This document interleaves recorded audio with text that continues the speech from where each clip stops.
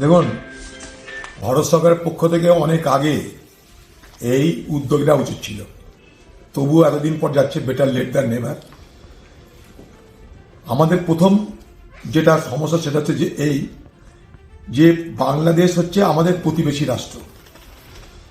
প্রতিবেশী রাষ্ট্রে কোনো অশান্তি হলে, প্রতিবেশী রাষ্ট্রে কোনো দাঙ্গা হলে, কোনো খুনাখুনি হলে, সংঘর্ষ হলে তার স্পিল ওভার এফেক্ট, অর্থাৎ তার জন্য পাশের প্রতিবেশী যে দেশগুলো আছে তাদের উপরে প্রভাব পড়ে। আপনার পাশের বাড়িতে যদি আগুন লাগে, সেই আগুনের আঁচ আপনার বাড়িতে যেমন এসে পড়ে, তেমনি প্রতিবেশী রাষ্ট্র বাংলাদেশের উপরে, বাংলাদেশে যে ঘটনায় ঘটনা কেন তার একটা আঁচ আমাদের রাষ্ট্রে পড়বে। বিশেষ করে আমরা যারা বর্ডারে থাকি, সীমাবর্তী যে সমস্ত রাজ্যগুলো আছে, যেমন পশ্চিমবঙ্গ, ত্রিপুরা, আরও এগিয়ে যান মেঘালয়, যা যা আসাম, পড়বে, অল্প অল্প আস্তে আস্তে পড়তে থাকবে।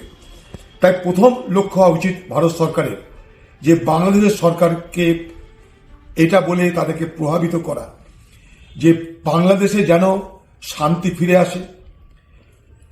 বাংলাদেশে যেহেতু একটা অন্তর্বর্তী সরকার হলেও একটা সরকার, যদিও নির্বাচিত সরকার নয়, কিন্তু অন্তর্বর্তী সরকার হলেও একটা সরকার, তার প্রধান ডক্টর ইউনূস। আজকে বাংলাদেশের সরকারের দায়িত্বের মধ্যে পড়ে সে দেশের নাগরিক, তাদের যাই ধর্ম হোক, যাই বর্ণ হোক, যাই জাতি হোক, তাদেরকে রক্ষা করা। এটা আন্তর্জাতিক নিয়ম অনুযায়ী হওয়া উচিত। পৃথিবীর সব রাষ্ট্রের সব মানুষের নিরাপত্তার দায়িত্ব সেই রাষ্ট্রের কাঁধে পড়ে। সেরকম বাংলাদেশের যারা বসবাস করে তাদের দেখভালের দায়িত্ব বাংলাদেশ সরকারের উপরে পড়ে। বাংলাদেশে যারা হিন্দু, তারা হিন্দু নিশ্চয়, কিন্তু তাদের আরেকটা পরিচয়, তারা বাংলাদেশের নাগরিক। শুধুমাত্র হিন্দু বলে আমরা বিষয়টাকে আলাদা করতে পারি না। তারা বাংলাদেশের নাগরিক।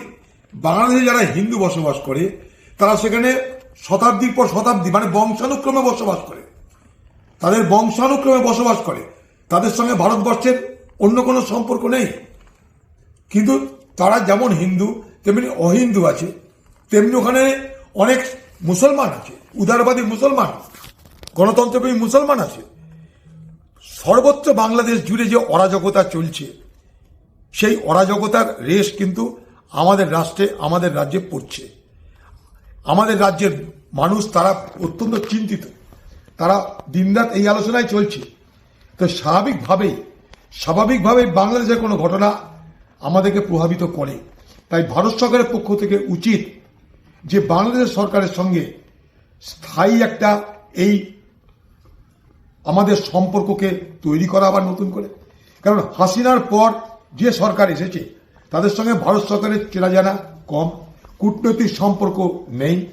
স্বাভাবিক কারণে ভারতবর্ষ সরকারের প্রথম উচিত হবে বাংলাদেশের বর্তমান যে সরকারের পরিকাঠামো, সেই সরকারের পরিকাঠামোর সঙ্গে আলোচনা করে আমাদের যে বাংলাদেশের সঙ্গে যে আমাদের সম্পর্ক, সেই সম্পর্ককে স্বাভাবিক করা।